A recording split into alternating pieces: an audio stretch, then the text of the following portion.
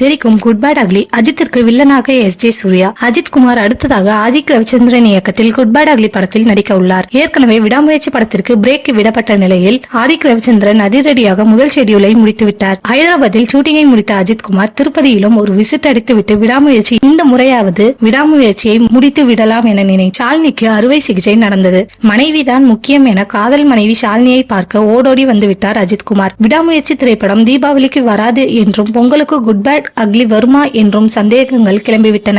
ஆதிக் ரவிச்சந்திரன், விஷால் மற்றும் எஸ்.ஜே. சூர்யாவை வைத்து இயக்கிய மார்க் ஆண்டனி படத்தின் மூலம் 100 கோடி ரூபாய் வசூல் அள்ளிய இயக்குநராக மாறிவிட்டார். அதே ஷூட்டில் அஜித்துக்கும் கதை சொல்லி ஓகே வாங்கி மைத்ரி மூவி மேக்கர்ஸ் தயாரிப்பில் குட் பேட் அக்லி படத்தை ஆரம்பித்துள்ளார். மார்க் ஆண்டனி படத்திலேயே அஜித் குமார் பற்றி ஏகப்பட்ட ரெஃபரன்ஸ், கடைசியாக விடாமுயற்சி வரை ரெஃபரன்ஸ் வைத்திருந்தார் ஆதிக் ரவிச்சந்திரன். நிலையில் அஜித்தை வைத்து வாலி படத்தை இயக்கிய எஸ்.ஜே. சூர்யா, ஆதிக் ரவிச்சந்திரன் அஜித்தை வைத்து இயக்கி வரும் குட் பேட் அக்லி படத்தில் வில்லனாக நடிக்க வேண்டும் என ரசிகர்கள் எதிர்பார்க்கின்றனர். அது தொடர்பான கேள்விக்கு இப்போதைக்கு அது பற்றி தான் ஏதும் சொல்ல முடியாது, நடந்தால் நல்லாதான் இருக்கும் என்பது போல அவர் சிரித்த சிரிப்பை பார்த்த ரசிகர்கள் கன்ஃபார்ம் ஆதிக் ரவிச்சந்திரன் எஸ்.ஜே. சூர்யாவை அஜித்துடன் நடிக்க வைப்பார் என கூறுகின்றனர். ஏற்கனவே குட் பேட் அக்லி 2 போஸ்டர்கள் வெளியாகி செம்மையாக வரவேற்பை பெற்றது. விரைவில் இந்த படத்தின் டீசரை எதிர்பார்க்கலாம். அதில் எஸ்.ஜே. சூர்யா இருப்பதை உறுதிப்படுத்த வாய்ப்பிருக்கிறது. தீபாவளி தினத்தில் ட்ரெய்லர் வெளியாகும் என கூறப்படுகிறது.